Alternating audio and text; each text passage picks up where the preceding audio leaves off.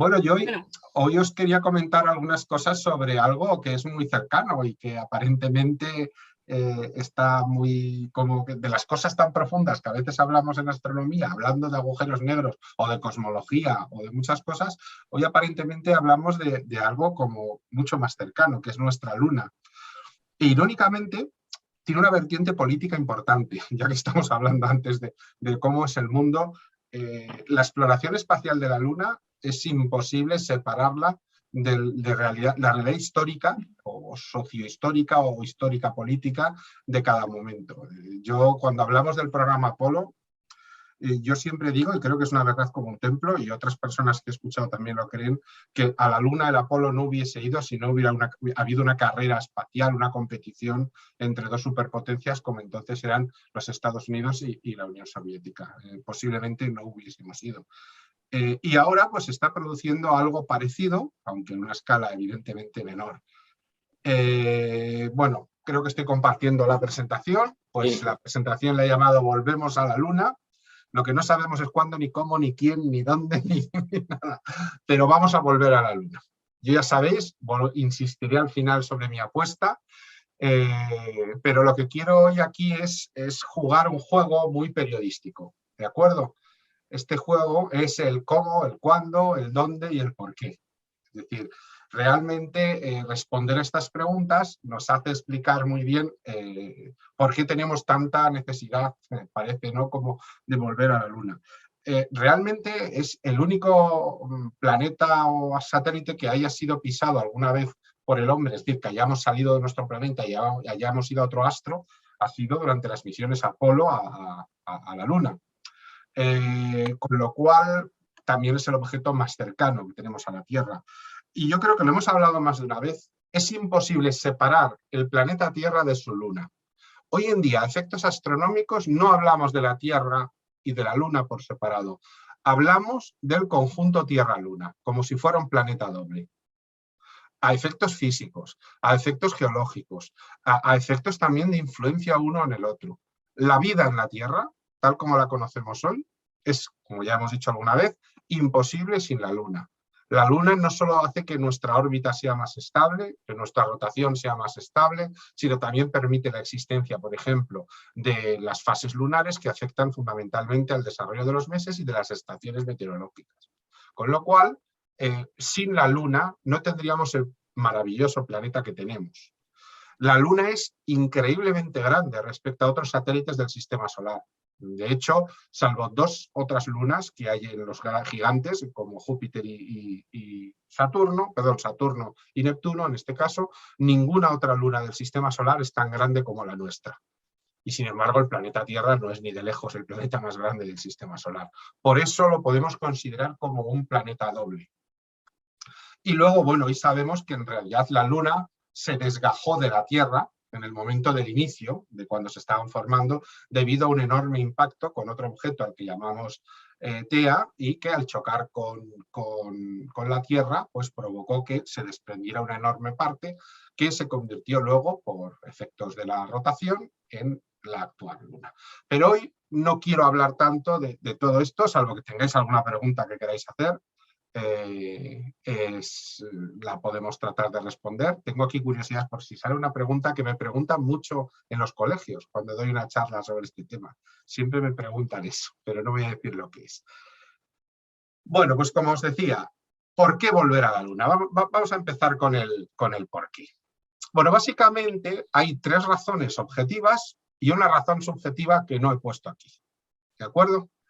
Una razón objetiva es que la Luna es una excelente estación de paso para colonizar otros mundos. Está muy cerquita de la Tierra, podemos ir sin un gasto de combustible muy grande, apenas hay un segundo más o menos de retraso de comunicaciones, vamos, ni llega, con lo cual las comunicaciones siguen siendo bastante buenas, por lo tanto, y luego encima para despegar desde la Luna necesitamos mucho menos combustible que lo que necesitamos para despegar de la Tierra. Luego profundizaremos más en esto. Otra posibilidad muy buena es la astronomía. La instalación de grandes radiotelescopios en la cara oculta de la Luna nos permitiría tener muy buenos sistemas de observación del espacio exterior en campo profundo. claro, tendríamos radiotelescopios mucho más grandes que, por ejemplo, el que acabamos de poner, el James Webb, y conseguiríamos también estar lo suficientemente lejos de la Tierra para que su atmósfera y sus interferencias electrónicas no nos afecten. Y también podríamos tener, luego las veremos también, algunas posibilidades relacionadas con la colonización. Pues por ejemplo, establecer bases permanentes, la recolección de energía e incluso llegado el caso de mediante hidroponía tener granjas en la Luna, que esto es una cuestión perfectamente realizable. Y aquí añado una cuarta, que es muchísimo menos objetiva. ¿Qué pensáis que puede ser? ¿Qué otras razones se os ocurren para volver a la Luna? Aquí os dejo opinar a vosotros. No. Cuestión política. Evidentísimamente. Aunque ya los Estados Unidos fueron los primeros en llegar, para países que se han desarrollado después, como el caso de China, es un prestigio científico enorme volver a la Luna. Es evidente. Las razones políticas son muy evidentes. Y hay países que están gastando mucho dinero en volver a la Luna simplemente por el hecho de ir hasta allí, de tener un astronauta y plantar su bandera. ¿Se os ocurre alguna otra? Cuestión económica, de, digamos, extraer, digamos... minería, haya pensado yo. Efectivamente, la minería puede ser. La minería que en realidad, como la Luna es parte de la Tierra, digamos que es un desgajo que se rompió de la Tierra, realmente no encontramos muchos minerales que sean interesantes, pero sí hay uno en concreto que no viene de la Luna, sino que se va acumulando por la radiación solar, que es el helio 3. Bueno, el helio 3 es prácticamente inexistente en la Tierra, porque el cinturón de Van Allen, o sea, los campos magnéticos que rodean la Tierra, desvían las partículas de helio 3 que nos llegan desde el Sol. Luego hablaré del helio 3 para explicaros exactamente qué es y la importancia que tiene. Pero la minería de helio 3 es muy importante para volver a la Luna y también tendría peso. Solo una cosa, ¿es que es sólido? Depende de la temperatura que se encuentre. El helio 3. Como materia, sí, a esas temperaturas está sólido. Forma una especie de hidrato, como nieve, para entendernos. Es que ten en cuenta que la temperatura lunar es muy variable. Puede ir de 100 grados bajo cero a 100 grados sobre cero. Entonces, si vamos a extraer helio 3, pues me sugiere que es algo físico. Sí, o sea, sí, que no es gaseoso, que es material. No, no es un gas. Si fuera un gas, escaparía rápidamente cuando tenga atmósfera la Luna o los rastros que quedan son muy pequeños, escaparía rápidamente al espacio. Debido a la temperatura a la que están, es un sólido. Esto está muy relacionado con el punto 1, con la estación de paso para colonizar otros mundos, porque el helio 3 sería el combustible perfecto para nuestros reactores de fusión, naves impulsadas por reactores de fusión. Luego hablaremos un poquito más de la Luna, ¿no? Y bueno, no creo que tengamos que pararnos mucho. La Luna es un objeto que conocemos. Básicamente conocemos los mares, que no son mares, sino son esas manchas más oscuras, ¿no?, que forman los dibujos del rostro de la Luna. Hoy sabemos que son grandes llanuras basálticas de antiguos volcanes extinguidos hace miles de millones de años. Las tierras lunares que están cubiertas de un polvo muy fino llamado regolito. Y finalmente los cráteres, ¿no?, que son, al no tener atmósfera, cualquier cráter que se produce dura eternamente. Claro, no tiene nada que lo erosione, de alguna manera. No pasa como en la Tierra, que los movimientos tectónicos del planeta y la erosión de la atmósfera van descomponiendo el cráter. Si miráis el cráter de Chicxulub en Yucatán, no queda ningún cráter, no hay ningún cráter. Solo hemos podido descubrirlo a raíz de prospecciones que se han hecho cuando se ha detectado sobre todo esa variación gravitatoria por el cráter de impacto. Bueno, la Luna como estación de paso. Bueno, pues aquí salen muchas cosas de las que hemos hablado. Cuestiones físicas. Pues oye, tiene gravedad. Poca, pero tiene gravedad. Lo cual lo hace una ventaja muy importante respecto a la estación espacial. Desgraciadamente ya hemos visto que estar largos periodos de tiempo en gravedad cero es dañino para la salud. Perdemos masa muscular, perdemos masa ósea. Es una especie de extraña osteoporosis, de la que luego se sale, es decir, realmente se mejora. Los astronautas después de un tiempo en tierra y con una alimentación adecuada suelen mejorar, pero físicamente es doloroso Lo que hacen ahora los astronautas es hacer ejercicio físico para intentar mantener la masa muscular sobre todo. Y yo creo que en un futuro veremos más naves espaciales que incorporen sistemas de pseudogravitación mediante rotación, ¿no? Que lo hemos visto en muchas películas. Es decir, una nave espacial en forma de rueda, acordaros por ejemplo de 2001, una odisea del espacio, ¿no? Aquella estación espacial que giraba, y eso hace que tenga un movimiento de fuerza centrífuga, con lo cual las personas van caminando por el exterior, por el interior de la rueda y tienen una cierta tendencia gravitatoria, una falsa gravedad que les empuja contra el suelo. Sin embargo, en la Luna, aunque tenemos muy poquita gravedad, tenemos desde luego muchísima más que la que podemos tener en el espacio en gravedad cero, con lo cual no van a sufrir esa agresión permanente. Otro tema importante es que la Luna carece casi completamente de atmósfera, pero hay restos muy pequeños y congelados en superficie de una antigua atmósfera, ¿de acuerdo? Muy pequeños. Y de eso nos ha quedado un poquito de CO2 y un poquito de oxígeno y también restos de agua. Luego hablaremos de ese tema, ¿de acuerdo? Y sobre todo el famoso helio 3 que comentaba como una industria minera posible en la Luna muy importante. Por otro lado, está muy cerca de la Tierra. No es como ir a Marte, que tardas un montón, que tienes que esperar que Marte y la Tierra estén lo más cerca posible. Aquí más o menos está siempre a la misma distancia y sabemos hoy en día que las naves que tenemos hoy en día llegarían en 2 días, batiendo el récord de las 2 Apolo que fueron en 3. Por un día, hemos mejorado mucho.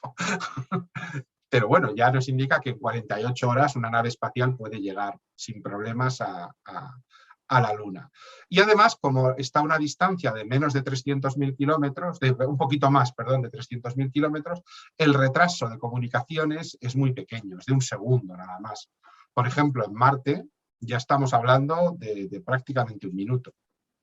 Es decir, si yo me comunico de la Tierra a Marte, tarda 1 minuto en llegar y la respuesta tarda otro minuto en volver. Con lo cual la comunicación inmediata es prácticamente imposible. ¿De acuerdo? Mientras que aquí no sucede así. Y por último, al haber menos gravedad, despegar de la Luna es más fácil, necesitamos menos impulso. Eso significa que naves espaciales grandes que no podrían despegar desde la Tierra porque necesitaríamos unos cohetes y una cantidad de combustible impresionantes, lo podrían hacer desde la Luna. Podríamos construir esas naves espaciales en la superficie de la Luna y luego, sin mucho esfuerzo, ponerlas en órbita y que iniciaran sus viajes allá donde fueran. O sea, la gravedad cero equivale a la velocidad de escape cero, ¿no? No, no tiene que ver, no está relacionado igual. De hecho, la gravedad cero estás en caída libre. Puedes estar cerca de un objeto que está atrayéndote gravitatoriamente y estar en una falsa gravedad cero. La velocidad de escape y la gravedad cero no están relacionadas. Es decir, de alguna manera, la velocidad de escape es la velocidad que necesitas para escapar a la atracción gravitatoria de un objeto. Claro. Y si no hay la gravedad, pero entonces no hay objeto. Entonces no hay velocidad de escape porque no hay objeto, no te escapas de nada. No sé si me explico. Otra cosa es que produzcas, de alguna manera, produzcas falsas sensaciones de gravedad cero. Por ejemplo, si tú te tiras en los parques de atracciones, en la montaña rusa, cuando te vais hacia abajo y haces el loop, de alguna manera, tu cuerpo flota, tiende a levantarse. Si no fuera por lo que te sujetan, te levantarías del todo, ¿no? Es una falsa gravedad cero.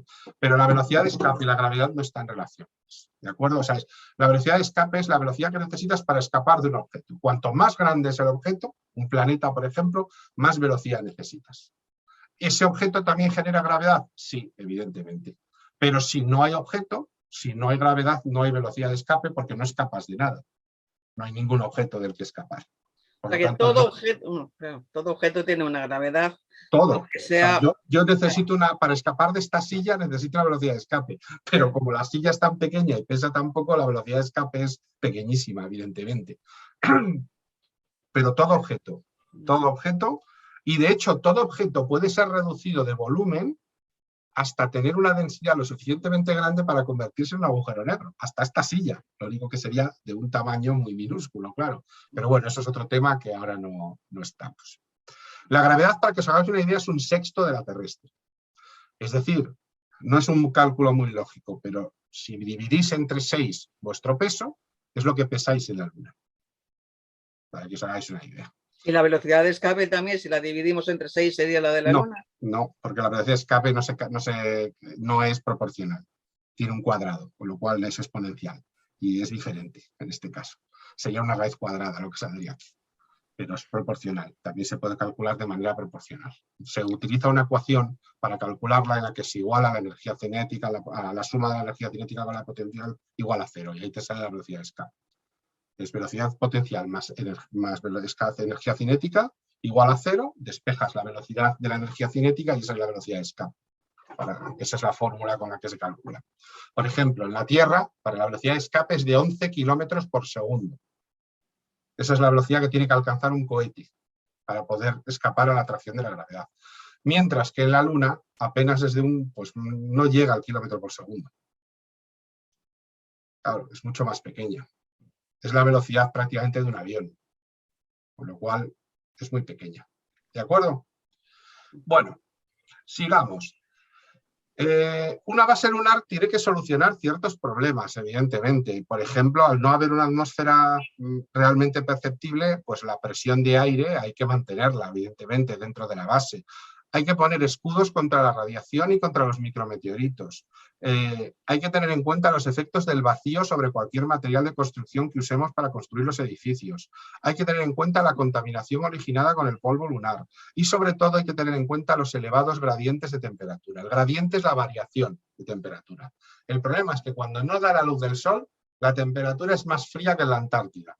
Pero cuando da la luz del sol es un infierno. Entonces tiene que ser un material que sea capaz de aguantar esas diferentes temperaturas entre el día y la noche lunares. Bueno, en realidad sobre el tema de la gravedad, aquí os dejo algunos datos. La masa de la Luna es 81 veces más pequeña que la de la Tierra. El radio de la Luna es un cuarto del radio de la Tierra, ¿no? Para que os hagáis una idea. Y hay una persona, pues eso, de 70 kilos, pues lo tienes que dividir entre 6. En este caso, no pesaría unos 12 kilos más o menos, ¿no? Sigue existiendo incertidumbre si esa baja gravedad es suficiente para prevenir los problemas de los astronautas, porque no lo hemos experimentado. Lo que sabemos es que la gravedad cero sí es mala. Ahora, nos falta saber cuál es el límite. ¿Cuál es el límite por debajo? ¿Vale? Es decir, ¿cuál es la mínima gravedad con la que una persona puede sobrevivir y sin tener una enfermedad? Hay personas que opinan que sí que es suficiente, aunque también esto ha dado mucho a entender si, por ejemplo, una persona, si por ejemplo tuviéramos bases en la Luna y bases habitadas permanentemente en las que hubiesen familias y esas familias tuvieran hijos, si realmente esos niños podrían volver a la Tierra un día. Hay serias dudas sobre eso. Cuando naces en un entorno de gravedad tan bajo, volver a la Tierra pues sería muy, muy complicado para estas personas no acostumbradas a una gravedad tan poderosa, ¿no? que prácticamente les resultaría aplastante. Hasta ahora, como os comento aquí, toda la investigación que tenemos es en gravedad cero. Siempre es en gravedad cero. No hemos tenido ni una mísera nave espacial que generara gravedad mediante efecto centrífugo, por ejemplo, como aparece en las películas. Entonces, cualquier poquito de gravedad creemos que lo podría mejorar, pero no sabemos dónde está el límite. Si es en un sexto, en un séptimo, en un cuarto, no lo sabemos todavía. Esto lo iremos aprendiendo conforme podamos colonizar diferentes cuerpos del sistema solar y ahí encontremos si hay gravedades muy bajas y que provocan que sigas teniendo problemas óseos y musculares o hay un límite, ¿no? Colocado, hay un límite. Lo que sí sabemos es que una rutina agresiva, y ojo, digo agresiva, de ejercicio diario, y subrayo la palabra agresiva, es parcialmente eficaz, que no completamente eficaz, en la prevención de esos efectos. Y cuando digo agresiva son entrenamientos muy intensos, muy intensos. Muchas horas de bicicleta, de carrera en cinta, de pesas, etcétera, etcétera. Pues, diariamente. Y aún así no lo consigue prevenir del todo. Sería lógico el que tuviese un efecto muy negativo, porque estamos adaptados, digamos, todo nuestro organismo ha evolucionado en base, digamos, a unas, claro, bueno, pues a unas circunstancias y demás. Y a una gravedad determinada. Y una gravedad, sí, todo... Nuestra forma de movernos, el esqueleto. Sí. Pero hasta inclusive los órganos internos. Yo no sé si en algún caso habrá algo, digamos, que esté funcionando y esto alteraría, digamos, el funcionamiento. Posiblemente, vamos, que no lo sé, pero Yo tampoco, me da la sensación de que sí. Pero probablemente sí. Hasta ahora lo que más hemos detectado es siempre problemas óseos y musculares. Es cierto que si tu corazón está bien, pues bombea sangre tanto en gravedad 0 como en gravedad normal, por ejemplo, o el tema de respiración. Pero tampoco sabemos cómo reaccionarías ante una enfermedad, que es un tema importante, claro. O sea, lo de Contact, que el millonario se va a la estación espacial porque tiene cáncer.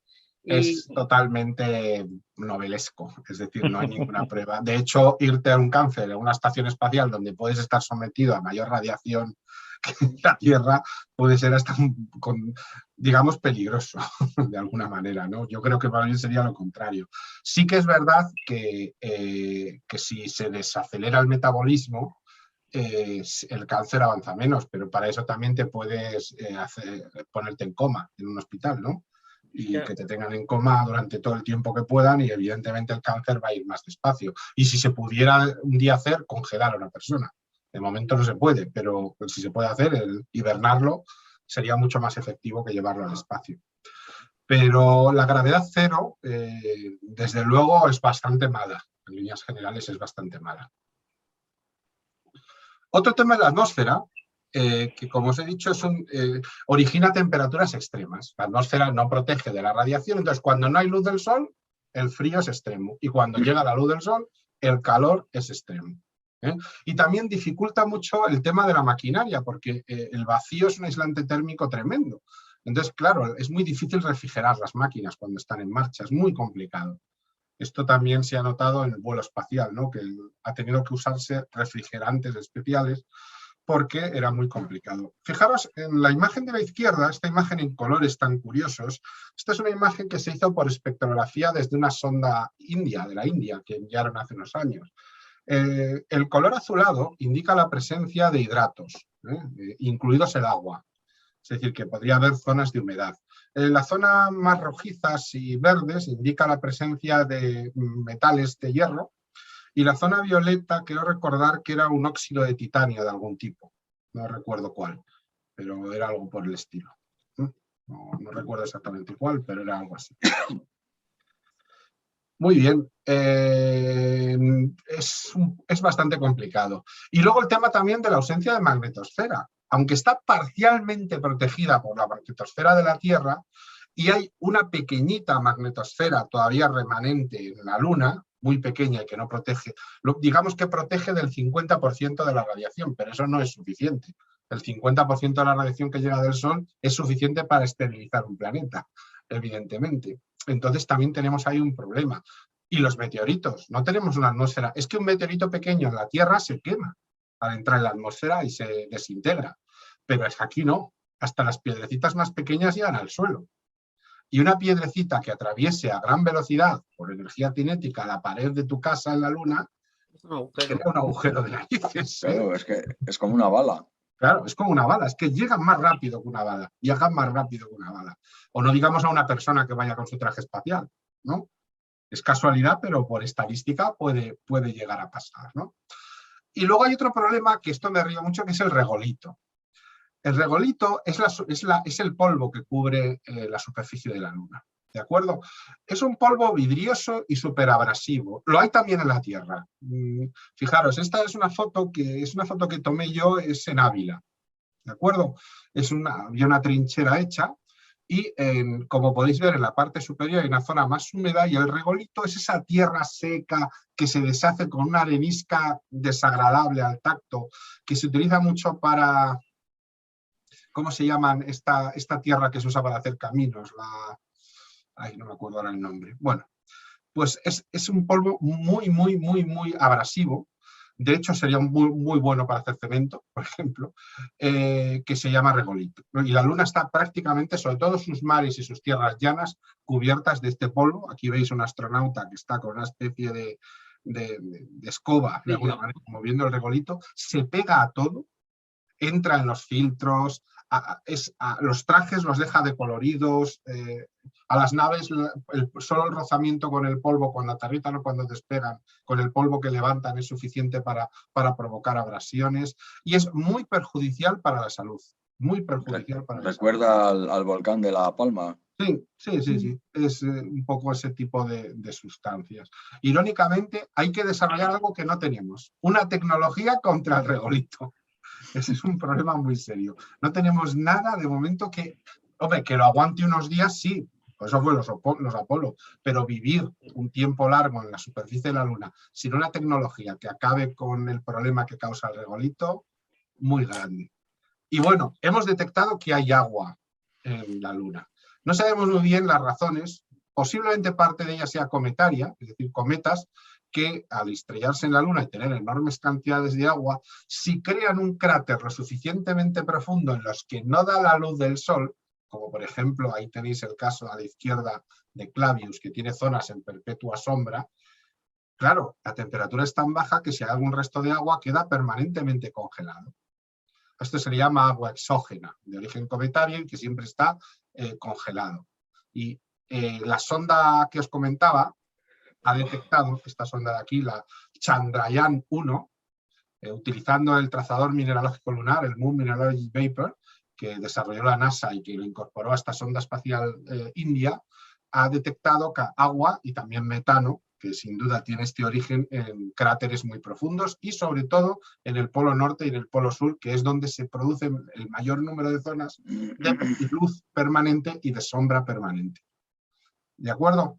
Esto es muy interesante porque si no fueran, por ejemplo, si les da el aire o mucho les da el sol, los iones de hidrógeno que aparecen por el sol, por no tener la protección de un campo magnético interesante, generarían rápidamente la desintegración de esas moléculas de agua, un poco como pasó en Marte, ¿no? que sus mares se evaporaron por efecto de la radiación. Aquí están protegidos porque no les da el sol y están a una temperatura que las hace absolutamente congeladas. Y otra demostración de esto tuvo lugar el 13 de noviembre de 2009, cuando la NASA estrelló la sonda LCROSS y su impulsor Centauro en un cráter y antes del impacto ya detectó la presencia de moléculas de agua. En octubre del 2020, el Observatorio Sofía va montado en un avión. Es esta foto que tenéis aquí. Es muy curioso porque es un telescopio que, como veis, va montado en un 747.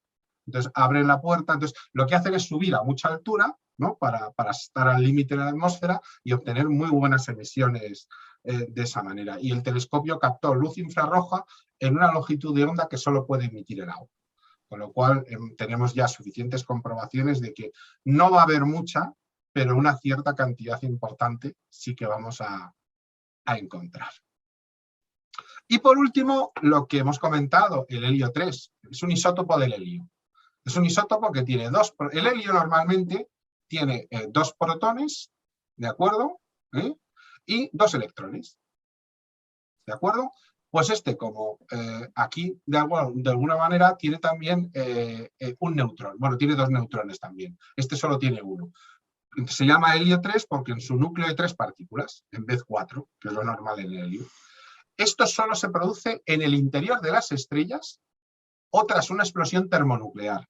Cuando hemos detonado armas nucleares también hemos producido alguna cantidad de helio 3, pero muy poca. El Sol, que produce muchísima más energía termonuclear, produce enormes cantidades de helio 3. ¿De acuerdo? Eso hace que el viento solar impulsa por el espacio todo el helio 3 y en aquellos planetas que no están protegidos por un buen campo magnético, como pasa con la Tierra que sí que está protegida, cae al planeta y se va acumulando. El helio 3 sabemos que tiene aplicaciones muy importantes para un reactor de fusión nuclear, sería un combustible fenomenal, y como combustible de naves espaciales que utilicen motores de fusión, como el Ramjet que tenéis ahí, que es un diseño británico, de la Agencia Espacial Británica, de una nave de fusión nuclear. Bueno, y aquí os digo, las reservas de helio 3 son muy, muy escasas en la Tierra, porque la atmósfera de la Tierra y la magnetosfera ejercen una protección muy importante, pero calculamos que en la Luna hay suficiente helio 3 para abastecer todo el planeta Tierra durante 250 años por lo menos. ¿Qué aplicaciones tiene el helio 3? Fusión nuclear, combustible de fusión nuclear. ¿Por qué? Porque hace fusión nuclear a una temperatura mucho más baja que el hidrógeno.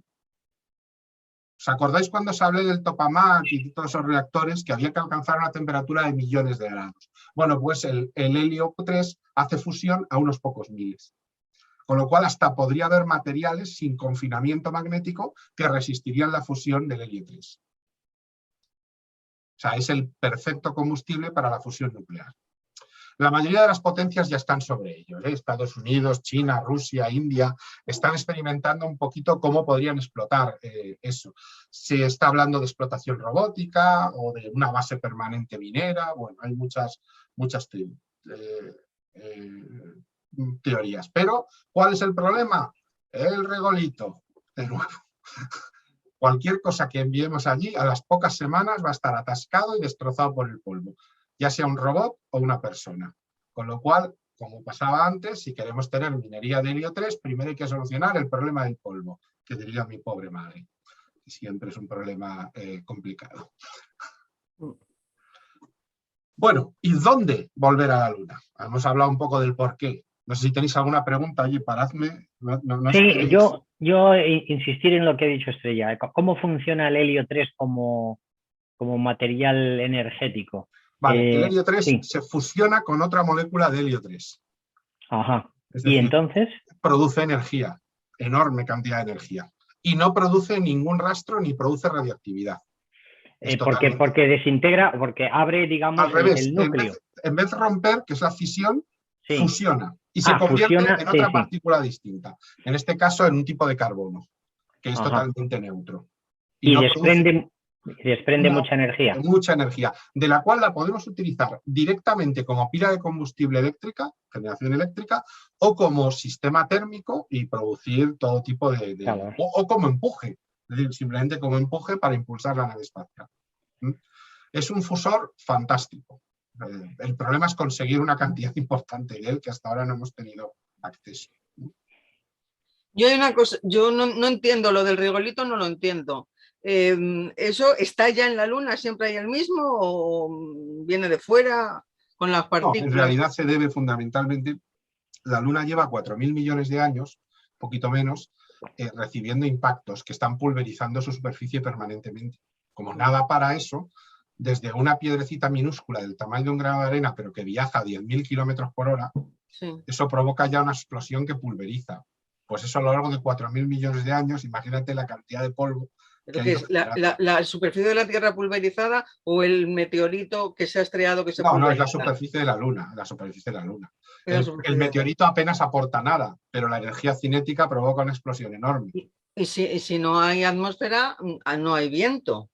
Claro, cae sobre el mismo punto donde ha caído. Entonces, ¿por qué dices que todo se cubre de regolito en poco tiempo, si no hay viento? Pero te mueves y lo arrastras, que crees que solo el viento, cuando vas con un coche, aunque no haya viento, el coche mueve el polvo. Si va el astronauta andando, el astronauta mueve el polvo. Los reactores, los cohetes cuando aterrizan montan unas polvaredas, veas. Y de hecho, al ser la gravedad mucho más pequeña, cualquier explosión de un meteorito o cualquier movimiento que tú hagas removiendo el polvo, se queda en suspensión más tiempo. Se queda en suspensión unas nubes y que tardan en caer y alcanzan unas distancias tremendas, aunque no haya viento, sino simplemente porque la gravedad es mucho más pequeña. El regolito, fijaros qué tontería, es el mayor problema para instalar una base en la Luna. Y digo yo, una tontería, pero ¿no se puede barrer de una manera industrial? Pues mira, superindustrial. Un aspirador superindustrial que chupe todo el regolito. Pues fíjate, no sé, es demasiado cantidad, ¿no? Pero hubo otra teoría más loca en los años 70, ya cuando se ha supuesto, que fue detonar un montón de armas nucleares en la superficie de la Luna para cristalizar el regolito con el calor. Al ser un silicato lo conviertes en un cristal, ¿no?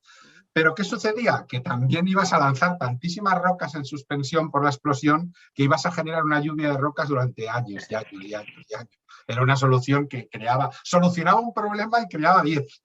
O sea, como... ¿Y embarrarlo con agua? pero el gasto de agua es brutal. No tenemos, ya que hay muy poca como para gastarla en eso. La mejor solución es encontrar un material que sea muy... Hombre, evidentemente sabemos que los materiales... Será por filtros muy sofisticados, ¿no? Claro, Me imagino. y los materiales cerámicos son buenos. Y los filtros realizados, sobre todo con... ¿Cómo se llama este nuevo material que está tan de moda? Con El grafeno. grafeno, serían también buenos para esto. Es decir, que ya empezamos a tener una tecnología que podría ir por ahí. Y luego, cuando voy a hablar ahora del DOCDE, precisamente veréis que también hay unas soluciones. A lo mejor una solución es no enfrentarte al regolito. Ahora veré cómo es esa posible solución. O aprovecharte de él. Bueno, el mejor lugar para poner una base en la Luna son los polos. O en el polo norte o en el polo sur. Parece que aquí tenéis a la izquierda el polo norte, a la derecha el polo sur. Parece ser que el polo norte es un pelín menos complicado para lo que buscamos. ¿Por qué es bueno los polos? Porque hay zonas de permanente oscuridad que sabemos que hay agua congelada, importantísimo que haya agua, evidentemente. Y segundo, porque hay zonas que les da permanentemente la luz del sol. Estamos a la misma distancia Tierra-Sol, Luna-Sol, con lo cual los paneles solares son una excelente forma de conseguir electricidad. No dependeríamos, por ejemplo, como en Marte, de llevar complicadas baterías nucleares. Aquí a cubrir las montañas de alrededor que les da el sol todo el tiempo de paneles solares y tenemos luz eterna y energía barata y simple eterna mediante paneles solares. ¿De acuerdo? Por ejemplo, un sitio muy bueno que está estudiado es el cráter Shackleton, justo pegado a la montaña Malapert, ¿no? El cráter Shackleton está muy cerquita del Polo Norte, tiene unos 116 kilómetros, prácticamente tiene una zona permanentemente iluminada por la luz del sol, perfecta para la instalación de cráteres solares y también para tener zonas en las que entre luz del sol si queremos tener pues, cultivos en hidroponía, etcétera, etcétera. Y tenemos una zona muy cercana como es el cráter Shoemaker que está en sombra profunda y seguramente pues, tengan hidrógeno, agua y otros elementos volátiles. Además está a 5.000 metros de altura, con lo cual permite una muy buena comunicación con la Tierra, que en esa zona está permanentemente visible también. Este podría ser un buen lugar para poner una base en la Luna. También se han investigado otras zonas en el sur. Cuando hablas de paneles solares también estarían influenciados por el regolito, porque la eficiencia del panel solar, si se deposita... Lo que pasa es que ahí podemos utilizar algo que es relativamente sencillo, que es utilizar aire comprimido en el panel, meter aire comprimido para limpiar el polvo acumulado. Y también lo ideal para eso, ya que lo comentas, mira, esta fue una cosa que salió en una charla que estuve en la Ramón Areces. Las placas solares serían puestas seguramente en las montañas, donde no hay regolito.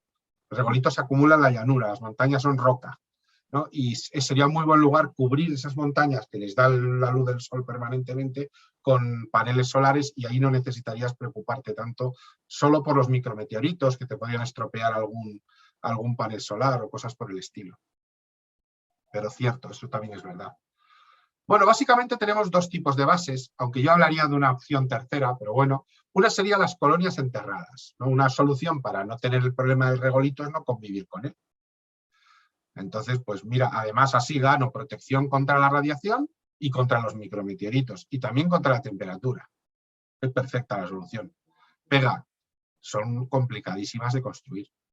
Tendrías que llevar maquinaria pesada, muy pesada, tuneladoras que habría que montar y trabajar en unas condiciones muy, muy difíciles. Y cuando hicieras los primeros agujeros, ibas a levantar regolito para cubrir el Estadio Bernabéu. O sea que... Una buena impresora 3D. Sí, pero el túnel hay que construirlo. Y eso va a levantar, te guste o no, va a levantar polvo. Puedes llevarte una enorme impresora y fabricar así la máquina, pero la máquina cuando haga el agujero te va a dar exactamente igual. ¿Cuál es la opción barata? Hábitats en superficie. Lo que vimos, por ejemplo, en el de Martian, ¿no? Hábitats, como el que vemos también ahí en la imagen, que se construyen sobre la superficie, normalmente inflables, como tiendas de campaña, de tela, pesan muy poco, y la presión interna es tan grande que prácticamente a efectos son resistentes como el acero. Pero claro, el problema que tenemos es el tema de los impactos. ¿De acuerdo? Entonces, hay una solución mixta que se habla, por ejemplo, de proteger los hábitats con una envoltura como de airbags Otros hablan de enterrarlos, es decir, de abrir surcos y enterrar los hábitats, con lo cual sería una mezcla del hábitat de superficie con la colonia enterrada, y cubrirlas con el propio regolito, que es un aislante muy bueno, ¿no? Y aprender a convivir con él, pero para eso necesitamos materiales que resistan el regolito. Luego hay opciones mixtas, hay ingenieros que han propuesto usar el regolito como cemento, porque podría ser un cemento que necesitaría muy poca agua para la mezcla, pero eso son opciones mucho más raras. Bueno, pues vamos con el cómo. Pues para volver a la Luna básicamente solo tenemos o a los norteamericanos en todos sus tipos o a los chinos en su único tipo. No hay más opciones. Ni Rusia, ni Europa, ni India, ni Japón, ni Emiratos Árabes Unidos, que son otros que tienen un buen plan espacial, tienen naves lo suficientemente potentes como para enviar una nave a la Luna. Hombre, el Ariane Heavy sí podría hacerlo, pero no tiene cápsula, ¿no?, para poder llevar astronautas. ¿Los rusos no? No, no tienen nada lo suficiente. Su lanzador Soyuz, ni su lanzador Proton, si como mucho pueden enviar sondas no tripuladas utilizando un protón pesado, pero no cápsulas tripuladas. La primera opción es la del señor Jeff Bezos, el dueño de Amazon, que es el Blue Origin, ¿de acuerdo? Concretamente es el lanzador Shepard, ¿de acuerdo? Estas son las pruebas. Este es un lanzador como el de SpaceX, despega y aterriza. Ya ha volado, vimos imágenes que incluso él voló en el segundo lanzamiento de esta nave espacial, del Blue Origin, ¿no? Esa es la cápsula, que es una cápsula que a mí me gusta mucho por los enormes ventanales que tiene. Tiene que tener unas vistas de la Tierra cuando vuelas. No es la típica ventanita pequeña que tiene, no. Aquí le han puesto unos ventanales de la leche. O sea, tienes que tener una vista, pero absolutamente espectacular. Está bastante retrasada respecto al resto, está haciendo ahora mismo las pruebas de su lanzador pesado, va mucho más retrasado que SpaceX y va mucho más retrasado que Artemisa, pero bueno, es una opción que se plantea aquí, en la opción de Jeff Bezos con su Blue Origin de Amazon. Opción B, SpaceX. Es la más avanzada de las privadas. Y en realidad es la más avanzada de todas. Con su Super Heavy SpaceX, ¿no? Aquí lo tenemos, el gigantesco cohete que también quieren ir a Marte, aunque en realidad su apuesta es por Marte. Él no tiene mucho interés en ir a la Luna. Incluso ha desarrollado... Él a lo grande. Sí, él quiere ser el primero en ir a Marte y de hecho su módulo aterrizador, que ya lo han probado, aquí está el testeo de él, como podéis ver en las imágenes que presentan siempre, es aterrizando en Marte. Es decir, no se plantea volver a la Luna. Él lo que quiere enviar es ese enorme cohete que es más grande que un Saturno V, para que os hagáis una idea. Y es un cohete también reutilizable. Este ya lo hemos visto aterrizar varias veces, fallar también unas cuantas, pero bueno, ya vemos que poco a poco tiene más aciertos que fallos. A esta vengo ahora, que esta es una cosa como muy curiosa. Y este es el módulo Artemisa. El módulo Artemisa es el plan de la NASA con sus propios cohetes. Es una cooperación con la Agencia Espacial Europea. Para que os hagáis la idea, este es el módulo de aterrizaje, es un módulo más grande que el que llevaba el Apolo. Este es el módulo de mando principal y la parte posterior, el módulo de servicio, está fabricado por la Agencia Espacial Europea y sería lanzado por una nave espacial Orión de la NASA. La NASA ha propuesto una cosa mucho más espectacular de lo que la gente no ha oído hablar, y os lo voy a enseñar, porque esto no lo sabe todo el mundo, que es el Gateway Configuration Concept. Le llaman a secas de Gateway, de Lunar Gateway. ¿Qué es esto? La puerta del camino. Claro. Dicen, vamos a poner una estación espacial en órbita sobre la Luna, a la cual pueden acoplarse todas las naves que están fabricando. La china, la rusa si queremos que envíen, la de Jeff Bezos, la de SpaceX, todas. Lo vamos a fabricar entre todas las agencias espaciales europeas y no europeas y rusas, americanas, japonesas, ahora os enseño todas, y lo que hace cada vez que alguien quiere ir a la Luna es va a esta estación espacial y baja con los aterrizadores que vamos a tener preparados en serie, varios, para poder ir y volver. Ojo, la idea no es mala, ¿eh? La idea no es nada mala. La estación no tiene por qué estar permanentemente tripulada, porque para eso va a haber robots que están encargándose del mantenimiento, tanto internos como externos. Y fijaros que está implicada la NASA, la Agencia Espacial Europea, la Agencia Espacial Japonesa JAXA, la Agencia Espacial Canadiense Roscosmos, que es la agencia espacial rusa, veremos si seguirá o no en el proyecto con todo lo que está pasando. También es verdad que es la que menos participa, porque tenía el módulo multipropósito que lo puede fabricar la ESA perfectamente. De todas formas, a nivel económico, si hay mucha recesión, puede que también se impacten todos estos proyectos. Claro. Sí, No ahí, lo que pasa que aquí, luego lo sacaré otra vez, viene lo que nos ha comentado antes Jesús por el tema político, que ya luego volverá a salir.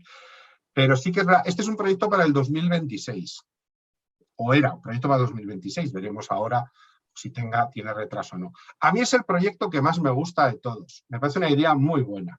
Es decir, yo mantengo, además es muy fácil de mantener en órbita y no tiene por qué estar tripulada, y cuando necesito algo, ahí tenemos aterrizadores, combustible, provisiones, de todo. Se puede controlar a distancia desde la Tierra. Es una estación espacial más pequeña que la que está en órbita, pero lo suficientemente grande para que puedan alojarse hasta 8 astronautas. Con lo cual, pueden ir varias misiones simultáneamente. Es una ideaza, a mí me parece, y de esto no habla muy poca gente, ¿eh? Os digo de verdad que si le preguntáis a aficionados o así que os salen del Gateway Configuration Concept, casi nadie os va a hablar de él, y es como muy, muy curioso. O sea, realmente va a ser un artefacto al que se puede enchufar cualquier cosa que llegue. Exacto. Todas las puertas son compatibles y de esa manera, tú si tienes, por ejemplo, puede acoplarse desde un Falcon Heavy de SpaceX a una Salyut rusa, que llegar hasta allí. Vale todo. Se acoplan, allí dentro tienen provisiones, tienen más combustible para luego volver, se pueden enviar... Bajan con los medios comunes. Tienen 3 aterrizadores tipo como hemos visto de Orión, permanentemente preparados, de tal manera que si alguien quiere aterrizar, no tiene más que cogerlo. No tienes por qué llevar tu propio aterrizador. Por eso digo, utilizan los medios comunes para bajar. Eso es. Con lo cual, abaratas el coste y puedes enviar más astronautas, más naves espaciales. Es decir, la idea en sí es muy buena, es muy buena. Es como hago algo muy gordo, pero luego ahorro mucho dinero, ¿no? Que es bastante importante. A veces hay que plantearte las cosas a 25 años, no a 3, aunque desgraciadamente los gobiernos no suelen ser una cosa que hagan mucho, pero a veces hay que hacerlo así. Y bueno, por último, el lanzador chino, el Larga Marcha 9. Los cohetes chinos se llaman Larga Marcha 1, 2, 3, 4. Ahora mismo vamos por el Larga Marcha 9. Creo recordar que tiene que ver con la marcha que hizo Mao, esta de retornar. El nuestro se llama Miura. O sea que vamos a ver. También hay que, efectivamente, no vamos a... Hay que pensar mucho, ¿eh? Sí. En relación con lo anterior que decías, yo creo que quizá le quita, al ser tan utilizable por mucha gente, le quita protagonismo, digamos, al país que quiere llegar, y entonces por eso es a lo mejor por lo que se habla poco de eso es. Y sobre todo porque China no quiere entrar en él, porque que sería una impulsión económica muy importante, porque primero, yo estoy convencido que cuando vaya a China, cuando ponga al astronauta allí, inmediatamente después van a decir, ahora participamos efectivamente, sí, protagonismo. Ahora sí, pero primero yo quiero ponerlo solo. Este es un cohete tradicional, es un Apolo, pero con tecnología copiada a todo el mundo, que no se han vuelto locos. Como podéis ver, es la estructura de un Ariane 5 Heavy, nos han copiado el cohete europeo absolutamente. Ha utilizado los anillos del Protón soviético o ruso en este caso, y han desarrollado un sistema parecido. Como veis, la cápsula se parece sospechosamente a la del Orión, ¿verdad?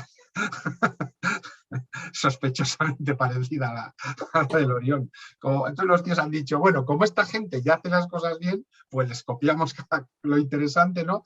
Y es directamente enviar 3 astronautas, lo que fue Apolo, ¿no? Y que vayan allí. Está muy terminado, muy avanzado, muy probado.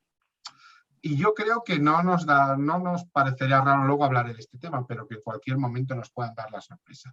¿Cuándo? Pues esto es lo que íbamos a hablar. Los planes americanos iniciales eran para el 2024. Ya se han retrasado al 25. La cápsula Artemisa va con mucho retraso y no se va a poder probar hasta el 2023. Con lo cual hay que probarla por lo menos 5 veces y luego hacer un viaje orbital sin aterrizar, como hizo el Apolo 8, con el módulo Orión, con el propulsor de Artemisa y con la propia cápsula Artemisa. Con lo cual ya están hablando del 2025. Y los planes chinos, pues no están muy claros, pero como que están muy decididos. Y yo creo que son capaces de hacer como hacían los rusos, de lanzar una larga marcha 9 y cuando esté a punto de aterrizar anunciar al mundo que van a aterrizar. ¿Cuándo? Venga, yo hasta ahora había dicho que los chinos. Ya me voy a tirar a la piscina completamente. Creo que el año que viene, 2023. ¿Tan pronto? Sí. Y creo casi completísimamente que será una mujer, lo he dicho desde el principio, China. Además, van a jugar un poco con todo eso. Y lo van a anunciar con muy poco tiempo, ¿eh? Con muy poco tiempo. O sea, fijaros, la nave espacial china que aterrizó en la cara oculta fue lanzada con un larga marcha 9 y utilizó un sistema de propulsión y de guiado para una nave muchísimo más pesada. ¿Por qué? Porque estaban probando el lanzador para el lanzador tripulado. Evidentemente lo estaban haciendo. ¿Enviar una nave que pesa 200 kilos con un lanzador que puede llevar 10 toneladas? Estaban probando el larga marcha 9 para la versión tripulada, con la cápsula. Y les salió perfecto, o sea, clavadito, funcionó todo. Es cierto que no es nada muy nuevo, que es tecnología muy probada y que funciona muy bien, pero es carísimo, carísimo. Y aquí es donde vengo a la reflexión final sobre este tema. Cuando los norteamericanos la llevaron los Apolo a la Luna, se llegó a gastar, creo que os lo comenté en una ocasión, el 4% del Producto Interior Bruto del país en el programa Apolo. El 4% del Producto Interior Bruto de Estados Unidos. Eso es una barbaridad. Hoy la NASA, toda la NASA, apenas llega al 0,5%. Toda la NASA del Producto Interior Bruto estadounidense. Y de eso hay una parte que es el programa Artemisa, lógicamente. Entonces, como que la NASA quiere volver a la Luna, sí, sin duda, pero no está poniendo el dinero para hacerlo rápidamente, sino a su ritmo. ¿Volverán? Pues sí, claro que volverán, pero los chinos sí que están invirtiendo, y están invirtiendo cantidades exorbitantes, cueste lo que cueste, sea como sea. ¿Por qué? No por el Helio 3 en principio, no por la base en la Luna como tal, sino por lo que nos comentaba Jesús al principio, esa variante, bueno, también Roberto. Para afianzar. Sí, política, de decir, aquí estamos, pongo la bandera. Ya sabéis que la Luna no es reclamable, ningún terreno en la Luna es reclamable territorialmente, salvo que tengas una base en la Luna donde la base en la que estás o la nave espacial aterrizada, ese territorio sí que es de tu país, pero territorios físicos no las puedes reclamar. Está sujeto más o menos a los derechos del mar. Yo creo que va muchísimo, muchísimo por ahí. Yo creo recordar que en su momento se habló de que la crisis de la Unión Soviética se llevó a cabo, o sea, la consecuencia fue de la inversión que tuvieron que hacer en el programa, digamos, de la guerra, digamos, que tuvieron por llegar a la Luna. Porque mientras que Estados Unidos, todo lo que invertían en los Apolos o en llegar a la Luna, luego revertía en la sociedad y se convertía en dinero, claro. En la Unión Soviética eso se quedó anclado y se quedó encapsulado, digamos, para ellos nada más, me refiero para el tema científico. Lo digo porque a mí me sorprendió muchísimo. Yo estuve en el año 80 y tantos recorriendo parte de Rusia y era increíble ver cómo no tenían prácticamente plástico, los juguetes eran de metal, los juguetes eran de madera, no había frigoríficos. O sea, y dices, ¿cómo es posible que hayan llegado a la Luna y no haya revertido todo este adelanto, digamos, en la sociedad? Y lo que significa en la sociedad, de generar economía. Claro, el modelo soviético no compartía esta situación. Entonces yo creo que eso hizo que se colapsase, digamos, en alguna medida, digamos, la economía y los llevase un poco, digamos, a cierta quiebra, ¿no?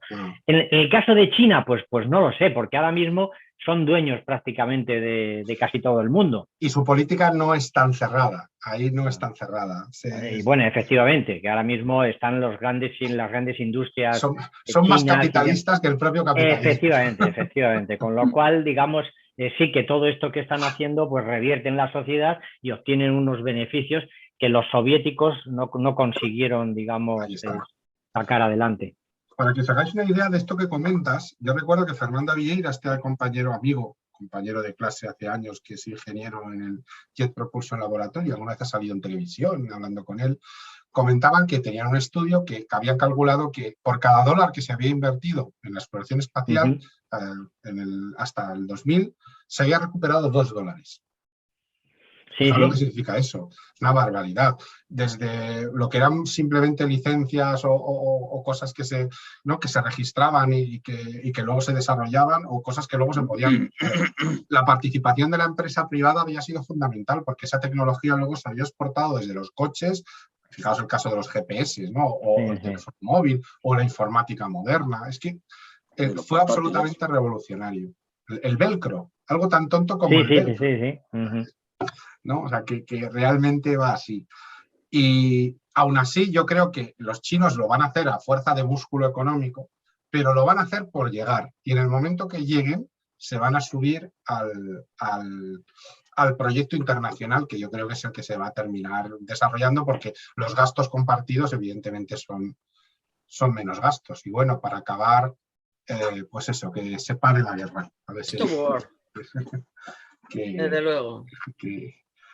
Que se haga un poco así. Bueno, no sé, hoy que hemos acabado además con tiempo para que pueda haber preguntas y diálogo, pues lo que os apetezca sobre este viaje o no viaje a la Luna. No he querido entrar si tiene o no tiene sentido hoy en día, pero bueno, yo qué sé, ¿cómo puedes decir que la exploración o el conocimiento tiene o no tiene sentido? Es que eso es muy... Tú lo has dicho muchas veces, que no tenía ningún sentido. No, a efectos reales no tiene sentido. Es decir, no hay nada en la Luna. Por eso no se había vuelto. Salvo el helio 3. Es que es tan caro. Es cierto que el helio 3 ha entrado en la ecuación hace muy poco, porque hasta hace muy poco no se había detectado en la Luna. Con lo cual, el helio 3 cambia un poco, pero tampoco tenemos fusores nucleares todavía. Entonces, a lo mejor primero hay que tener una buena tecnología de fusores nucleares para que realmente sea interesante el traer el helio 3 de la Luna, ¿no? Es como tener la gasolina antes que el coche. Vale, tengo mucha gasolina, pero no tengo coche. ¿De qué me sirve tener tantísima gasolina, no? Y yo sigo pensando que si es viajar por romper barreras, Marte es un objetivo. Pues si es por eso, vamos allá con Marte. Yo ahí estoy de acuerdo con SpaceX. Si el objetivo es puramente de logro de la humanidad, el objetivo es ir a Marte, evidentemente, porque Marte es otro planeta, no es un satélite natural, es una distancia grande, es un reto explorador mucho mayor. Si nos vamos a poner retos, que sean retos de este tipo. Pero bueno, también entiendo que tarde o temprano vamos a tener la necesidad de tener una base en la Luna, pues para poder tener una colonización relativamente importante de los planetas que podamos tener, ya sea el cinturón de asteroides, las lunas de Júpiter y Marte, ¿no? Que puedan ser, o incluso Mercurio. Mercurio también es una zona estupenda para minería de helio 3, por supuesto, claro. Está mucho más cerca del Sol, mucho más helio 3. Santiago, ¿qué hay de eso de que algo de basura espacial va a chocar contra la Luna? Bueno, tenemos ya tanta. Por cierto, hay una empresa española que está desarrollando un trabajo excelente sobre el tema de la basura espacial y se ha juntado con Thales, con la multinacional francesa de tecnología para desarrollarla. Y es una empresa que es de aquí de Madrid, está en el campus tecnológico de la Carlos III, no me acuerdo ahora del nombre, luego lo buscaré.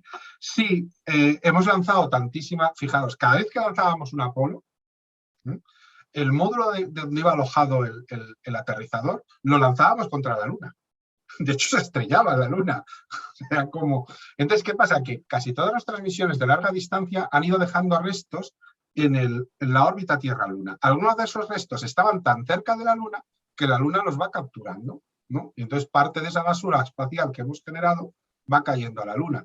Como no tiene atmósfera, no se va a quemar. Entonces vamos a tener en la superficie impactos de trozos, tuercas, arandelas, partes de satélite, etcétera, etcétera. O sea, pero aún serán los satélites, sí, porque los satélites habrá bastantes más. Sí, sí, y además hemos puesto satélites a distancias grandes, con lo cual, pues, lógicamente, incluso tenemos dando órbitas a la Luna, ¿no? El LRNO sigue dando órbitas a la Luna. Cuando se acabe su combustible, terminará cayendo a la Luna también. Es un problema que también tarde o temprano tenemos que empezar a gestionar, porque Ya no solo es el tema de lo peligroso que pueda ser para viajar al espacio en nuestra propia órbita, sino que no podemos estar generando basura allá donde llegamos nada más llegar. Que dentro de nada se convertirá como los mares. ¿Cómo? Que dentro de nada el espacio será como los mares en la Tierra. Bueno, lo que es el espacio cercano a la Tierra, ¿no? Porque, claro, el espacio es muy grande. Sí, no, digo... Pero claro, sí, claro. sí, de hecho ya es, ¿eh? De hecho ya es. O sea, las órbitas geoestacionarias bajas, bueno, o sea, cada 2 por 3 hay un susto con algún satélite. O sea, es que ya es ahí donde esta empresa con Thales quiere desarrollar un sistema de captura. Un sistema de satélites que llevan unas redes que se van extendiendo a grandes distancias, hechas de un polímero ultra resistente, ¿no? Entonces hacen como movimientos de semiórbita y luego pliegan el panel para atrapar todo lo que encuentran, como si fuera una tela de araña enorme, pero que llega a ser micrométrica, es decir, que no se escaparía ni partículas casi del tamaño molecular.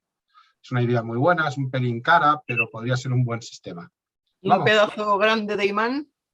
Es que no todo es metálico, de hecho el aluminio no es magnético, con lo cual, y el aluminio está muy presente en toda esta industria. Sí. No, y el silicio de las células solares. El silicio, exacto.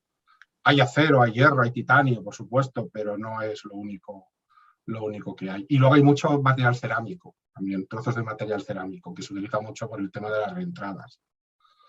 Pero sí, este es muy chulo. Si lo encuentro, os lo comparto para que veáis. Y está desarrollado por unos ingenieros. Pues fíjate, un equipo que son unas chicas y unos chicos súper jóvenes. Yo los conocí cuando se hizo la Semana de la Ciencia, la Carlos III, y no tenían ni nadie 30 años ahí. O sea, eran súper jóvenes y estaban súper contentos porque Thales les había dado 10 millones de euros para desarrollar el primer concept y probarlo con un lanzador Ariane.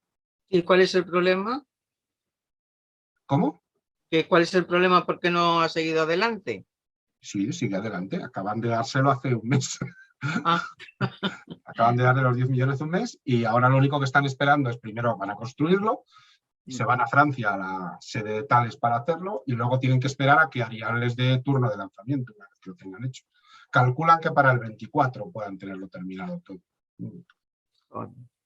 Que cualquier cosa que se piensa que se hace es mínimo 2 años. Sí, es que esto no es... Cuando se invierte tanto dinero hay que hacer las cosas con muchas pruebas. Esto es muy artesano. Las naves espaciales no tienen fabricación en serie. Aunque parezca sorprendente, es todo muy artesano. Todo de hago una parte, la pruebo, hago una parte, la pruebo. Y lo que es divertidísimo es que como todo es muy artesano, yo este ejemplo lo digo muchas veces, luego hay que integrarlo todo y la integración de sistemas es una broma. Yo siempre pongo el ejemplo que es una orquesta que jamás ha tocado junta. Todos saben tocar, pero nunca han tocado juntos. Y de repente les dices, venga, vamos a tocar.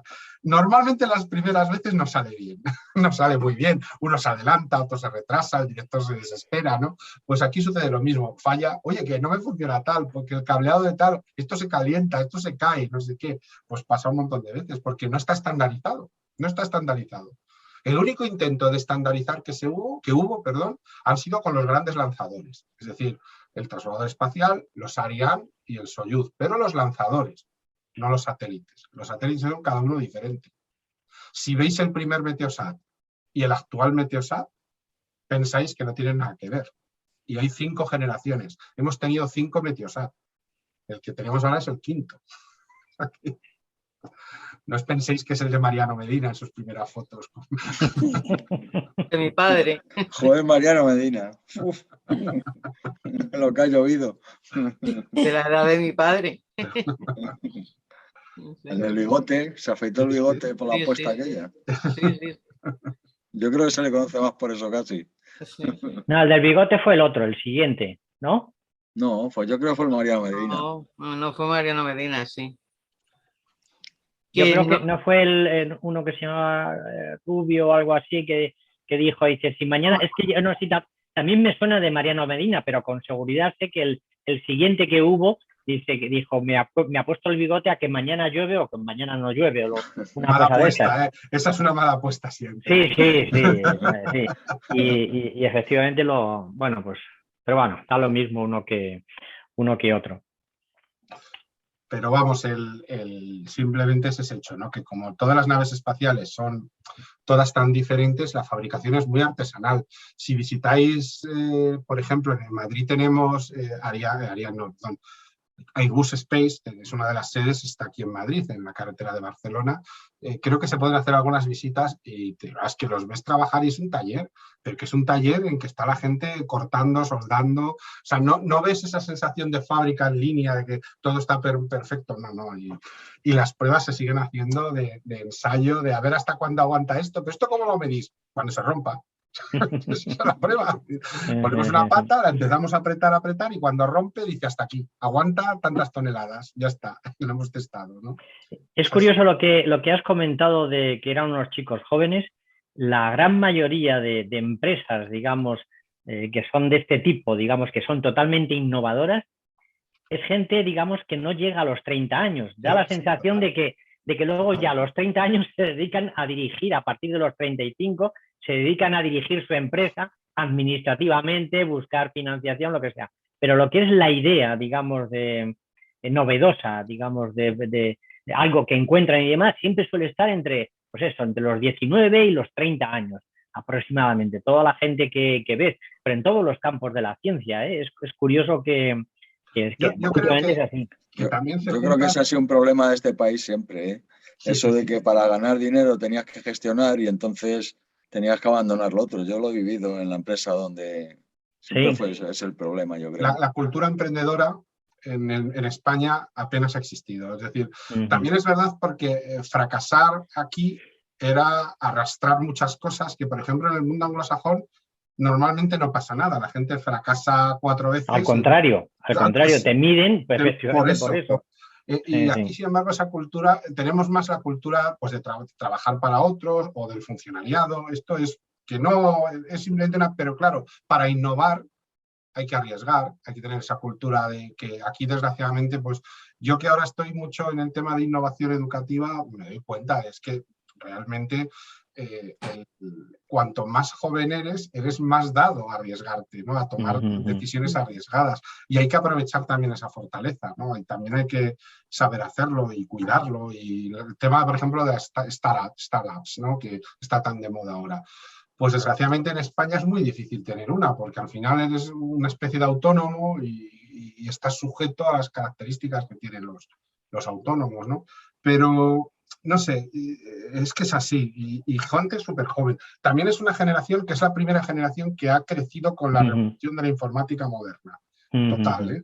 Y eso también es clave e importante, porque incluso gente como yo, que la informática la maneja y tal, no la manejo ni de lejos como ellos. Y esta primera generación está rompiendo totalmente, y en el tema de ellas, por poner un ejemplo, de ingenieras, muchísimo más. Es decir, creo que son gente con unas ideas, además con ganas de ser oídas. No, ellos están como más acostumbrados a que les oigan y ellas están gritando más para que sean oídas, ¿no? Es como un fenómeno también muy, muy curioso. Sí, sí. Pues yo creo que en el tema de la medicina todavía es más acusado el tema de ellas, porque, sí. O sea, vamos, y de los jóvenes, como decía Jesús, porque no hay más que ir a cualquier hospital a ver quién es la gente que atiende habitualmente, pues todos los residentes y... Sí, ahora mismo es gente joven, gente muy jovencita. Gente muy joven. Sí. Yo tengo relación con la que has comentado, lo de las startups. Yo estoy relacionado con una y en ese sentido Telefónica es muy curioso porque lo que se dedica es a financiar. Financiar, en fin, que siempre son un poco caraduras, pero se dedican a financiar, digamos, este tipo de empresas y tienen más o menos calculado que de cada 100 que invierten salen adelante 8, 7 aproximadamente, pero claro, con esas 8 o 7 cubren, digamos, toda la inversión que hacen en el resto de las 100 o las 93 que no salen adelante, ¿no? Y bueno, pues es una forma. Esto es ahora mismo, digamos, como están, digamos, que estas grandes empresas están financiando esta nueva cultura, digamos, de empresas chiquititas, y son 4 chavalines los que tienen una idea y se ponen pum, y lo que tú dices, se van a un centro de estos que les da la universidad, que es un sótano, y ahí se ponen a trabajar y hacen 4 Los viveros, cosas. los famosos viveros. viveros. Claro. Efectivamente, sí. Ahí Los los viveros, famosos es verdad, los viveros, es verdad. Sí, no, es que es así, o sea, si vais a... No, que se llama, que sabe, esa palabra la acuñaron hace poco, eso de los viveros, sí, sí. Es un vivero tecnológico, entonces es el mismo edificio, allí hay una serie de despachos, ¿no? Donde están las startups con un espacito pequeño y ahí es donde trabajan y esta gente salió de ahí. Yo cuando me enseñaron el sitio, pero pues era como, nada, ¿qué sería? 20 metros cuadrados, no tenía más. Pero de ahí salió una idea que les ha dado un dineral y que va a ir al espacio, ¿no? Y es fantástico, en ese aspecto es fantástico. Muy bien. ¿Qué más se os ocurre? A mí se me ocurre, digamos, muchísimas preguntas acerca de después de haber leído, digamos, gran parte del libro este que indicaste, pues la formación de la Luna, ¿no? De cómo realmente todo el sistema interno de la Luna es lo que no ha permitido, digamos, como en la Tierra, el generar una atmósfera y todo esto, ¿no? Y lo que hablabas tú de la pequeña franja en donde se puede la vida, digamos, de alguna forma emprender, ¿no? Y cómo efectivamente la Luna no tiene esas condiciones, digamos, para poder que salga adelante, digamos, hay cualquier sistema complejo, ¿no? No. ¿Lo va a leer alguien más el libro? Pues sí. Pues venga, comprároslo, ya nos lo leemos todos y lo comentamos, ¿no, Santiago? ¿Te parece? Especial sobre la historia de todo. Claro, un programa especial, sí. Yo de verdad que lo recomiendo mucho. A mí me impactó mucho. Este lo conseguí en un Naucas, en el último que estuve justo antes de la pandemia, en Bilbao, y él estuvo allí. Y bueno, estaba el libro y dije, pues me lo voy a comprar. Siempre que voy a Naucas, a una de las ediciones, siempre compro un par de libros y la camiseta del evento. Que es importante que estas cosas que se hacen en España, de pocas cosas que se hacen de ciencias, puedan sobrevivir, ¿no? ¿Pero estos años de la pandemia ha sido? No, porque no, bueno, este pasado 2021 ya sí volvió, pero no pude ir porque el fin de semana, yo siempre voy al de Bilbao, no es el Naucas más original, es el original, quiero decir, y es el más grande de todos, ¿no? Y bueno, yo creo que también Bilbao apuesta mucho poniendo ahí el Euskalduna para todos, ¿no? Y que colabora la Universidad del País Vasco y demás. Y yo creo que está muy bien. ¿Cómo has llamado que se llama? ¿Cómo has dicho que se llama? Naucas. N-A-U-K-S. ¿Qué es eso? No lo pues es un evento que se celebra en varias ciudades de España, pero yo siempre recomiendo el de Bilbao como el mejor ejemplo, en el cual durante 3 días vas a encontrarte probablemente los mejores científicos españoles, en los cuales van a dar charlitas de máximo 10 minutos sobre lo que están haciendo en ese momento. Siempre de una manera muy interactiva, muy divertida, abiertas al público completamente. La entrada es gratuita, está cubierta el aforo, no se cobra absolutamente nada, y lo que buscan un poco es dar visibilidad a lo que está trabajándose científicamente en España, que la gente sepa qué se está haciendo de una manera entendible. Además, está pensado para gente que quiera venir a verlo. Y bueno, no sé si habéis visto pues, programas como Órbita Laica o sitios así. Todos los que aparecen ahí son gente que pasa por Naucas, ¿no? Y creo que va a ser en Valladolid este mes. Hay uno en Valladolid este mes, quiero recordar. Y merece mucho la pena. Es un evento, para mí, Naucas es muy... Siempre que he ido a Bilbao lo he disfrutado mucho. Organizan un Naucas especial de niños una mañana, en el cual hay un montón de experimentos donde varios de estos científicos están con grupos de chavales para que pues, aprendan un poco más sobre ciencia y tal. Siempre hay algo musical alrededor. Suele participar, en el caso de Bilbao, la orquesta del País Vasco, siempre tocando algún tema relacionado o que busquen... ¿En qué mes era en Bilbao? Septiembre o octubre. Final de septiembre, principios de octubre, siempre. Siempre decía de broma cuando llueve en Bilbao. Siempre que he ido. ¿Es con K? Sí, Naucas. Sí, Naucas, sí. Que acabo de entrar, sí. Y habla programa provisional de Naucas Rota 2022. Mira, pues en Rota es otro. En Rota. No tenía yo localizado. Ay, qué bueno, qué buen sitio. Otro que no tenía localizado.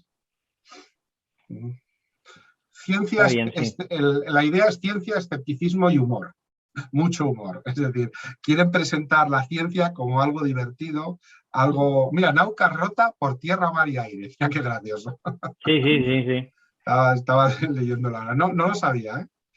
Luego está el día de Pi, que es programa provisional de Naukas de Camp, ¿no?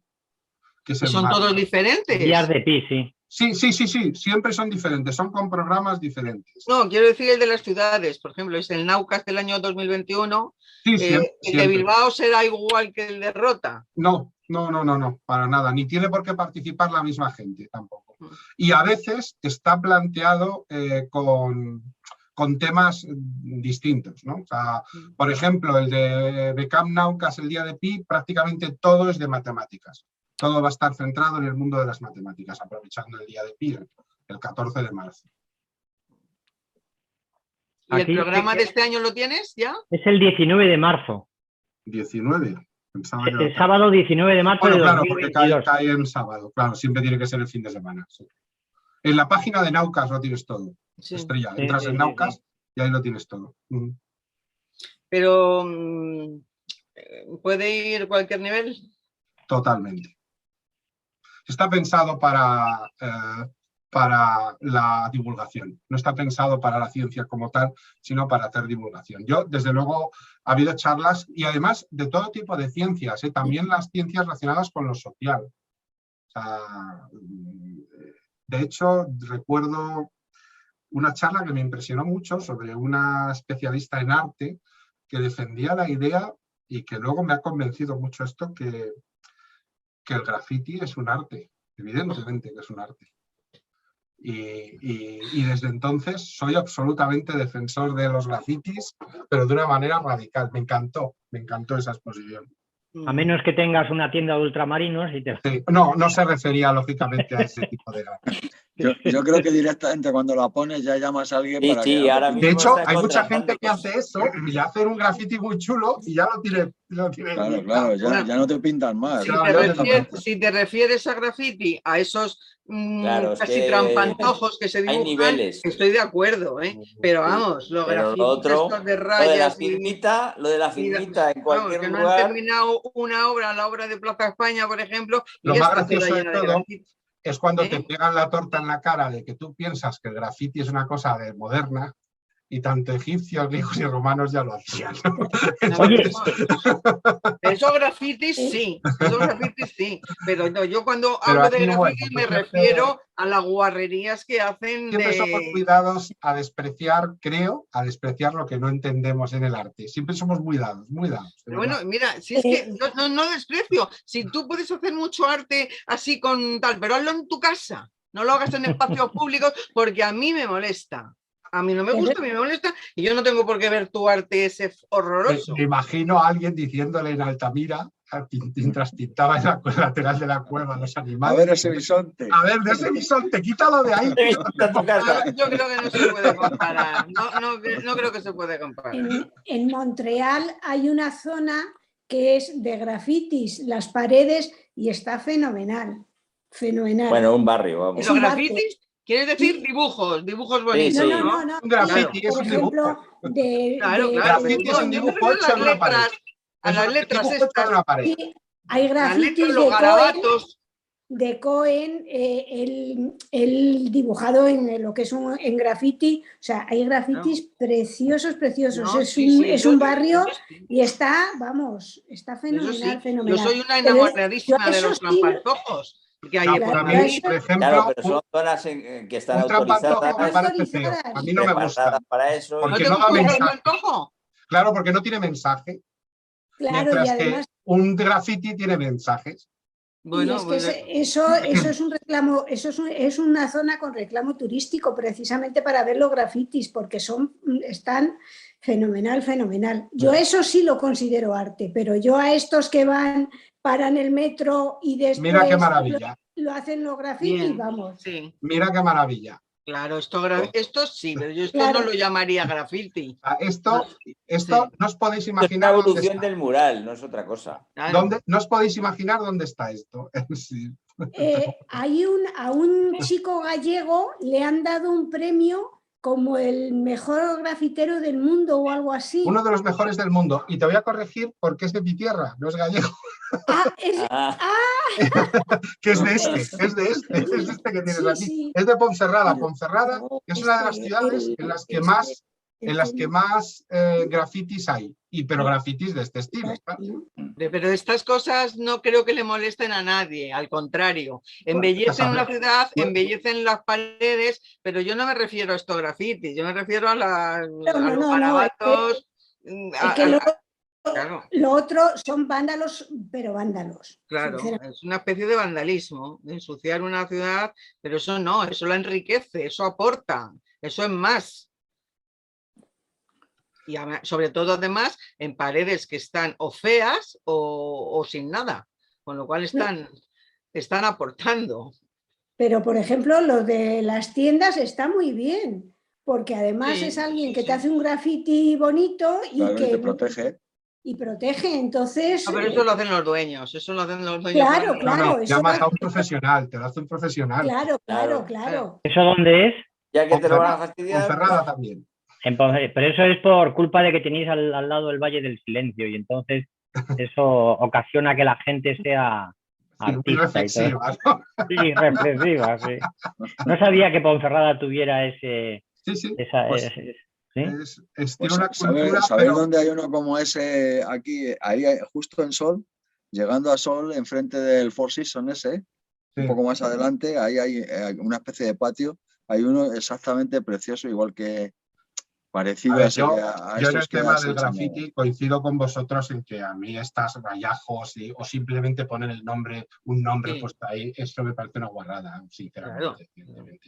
Pero creo que lo que pretendía decir esta chica, que me gustó mucho, era que este otro tipo de grafitis, centrados sobre todo en el arte, pero a la vez con un fondo social muy evidente, de protesta, de grito, cuando se destruye, ella opinaba que se estaba destruyendo arte, que se estaba perdiendo arte. Sí. Entonces, es importante, y en España no tenemos esa cultura que tienen lo que vosotros decís en París, en Londres, en Nueva York, donde se generan espacios. Oye, hay un muro aquí vacío, ¿por qué no invitáis a que hagáis una cosa chula? Aquí hay una pared que está sucia, la hemos encalado, ¿por qué no ahora la adornáis con algo que quede chulo, ¿no?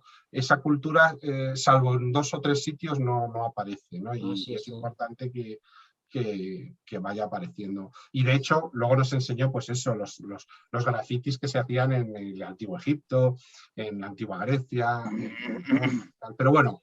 Y luego cuando mezclas esos grafitis con la naturaleza, sabéis que hay muchos dibujos que aprovechan, no sé, la copa de un árbol para seguir dibujando una cara, que parezca el pelo, en fin, hacen verdaderas maravillas. Pero yo eso no lo llamo grafitis, porque eso sí que son obras de arte, claro. Pero es que un graffiti... Me cabrea sobremanera es lo otro. Es que lo otro no es un graffiti, porque un graffiti, por definición, es una pintura. Si tú haces una palabra no es una pintura, es palabra escrita. Y si haces un rayajo, no es pintura. Por lo tanto, no es graffiti. Es una cosa que esta mujer nos explicó. Dice, graffiti es una obra gráfica realizada en un muro. Y eso se lleva haciendo desde la antigüedad, porque los frescos cumplen con ese mismo criterio. Lo que pasa es que antiguamente venía el cura del pueblo, era el que le decía al que sabía pintar, oye, píntame el Cristo aquí en la pared, ¿no? Y cada uno pintaba lo que en ese momento pintaba. Pero insisto, luego nos puso ejemplos, ¿no? Me pareció muy chulo. A ver, me llama la atención porque son cosas que yo no domino. Entonces, que alguien que sí los domina y que sabe del tema te lo explique, te lo ponga adelante, pues a mí me gusta mucho. Yo soy muy fan de los guías, por ejemplo, en un museo, ¿no? Porque me parecen una forma de conocerlo que tú puedes ir y estar mirando un cuadro ahí, pero que venga alguien que sabe. A mí me encanta, o sea, es que me encanta que me explique, que me diga, que me... Hombre, es que eso es fundamental. Fundamental, como todo. Entonces, claro, a mí que me expliquen física o matemáticas a lo mejor no me es tan importante, pero yo que soy muy de ciencias, que me expliquen cosas de letras, y perdonadme que ponga esta dicotomía que no es tan importante, pues me gusta, claro que me gusta. Por eso me pregunto yo que en la parte de ciencia de Naucas, si no te aburre. No, para nada. Para nada. Porque si es a nivel... a ver, para nosotros, vamos mi mujer y yo siempre juntos. Vamos, nos tragamos las charlas. Y reconozco que también es una escapada a Bilbao que solemos hacer para comer bien y para darnos un paseo por la ría, ir hasta Gaztelugatxe a ver el mar rompiendo allí. Es decir, hay un poco ya de tradición, ¿no? Sí. Ese fin de semana, sin niños, además, nos vamos a... Eso, o sea, os vais un poquito de luna de miel. Todos los años hacéis un poquito. Eso es. Vemos todas las charlas, por supuesto, pero encontramos el momento para... Recuerdo la última vez que me reí mal, pues como son el País Vasco, que les quiero mucho, pero algunas veces para la comida son súper exagerados. Pues nos sentamos a comer en un sitio y nos dijo, fuera de carta tenemos croquetas de buey de caserío. Y yo dije, oh, qué cosa más, voy a tomar unas. Y me mira así, nos mira a los dos y dice, 10-12, ¿no? Y en momento 8 apellidos vascos, totalmente. Y yo dije, pero ¿cómo que 10? Nos vamos a comer entre 12 croquetas. Vamos, con eso ya habéis comido. Todo el día. Pues nos trajo 12 croquetas. Y yo decía, pero ahora nos miró así como diciendo, pareja, ¿no? 10-12, ¿no? Diré, es que no somos de aquí. No puede ser. Pero sí, la verdad es que lo disfrutamos mucho. Fíjate, yo no tengo ninguna... Mi familia política es de mi mujer, pero nos disfrutamos mucho cuando vamos a Bilbao. El Museo de Bellas Artes es precioso, es una maravilla. A mí me encanta, a nosotros, a mi mujer y a mí, siempre vamos allí, más que el Guggenheim. Que está al lado prácticamente. Efectivamente, sí. Y es la casa del perro, como dicen. Sí, efectivamente. Sí, el perro. Sí, el Guggenheim es un ejemplo de que a veces el continente es mejor que el contenido. Efectivamente, sí. Estrella, se te ha pasado la hora. ¿Estás fallando? ¿Estás fallando hoy? No se me ha pasado. Lo que pasa que... teníamos una conversación... Me da corte también ser yo siempre... teníamos una conversación divertida, déjate. Tal como está el mundo, el tener una divertida también es... Sí, pero desde -5 estoy con la hora. Lo que pasa que me da un poco de cosa cortarle también. Pues... Pero los niños esperan. Ver, solo una cosa, Jesús, ¿cuál era el libro? El libro, la historia del todo. La gran historia de todo. Sí. La gran historia de todo. Llevamos comisión, habréis visto. Vamos ¿no? a seguir. ¿Quieres la editorial? Editorial crítica. A ver si nos pagan algo, oye. De crítica. Y ahí veis, ¿lo veis, no? David Christian, sí. Bueno, si no lo pongo ahora en el WhatsApp, todo. Lo pongo en un WhatsApp para que lo veáis. Pues un placer, como siempre. Igualmente, ¿qué nos toca la semana que viene?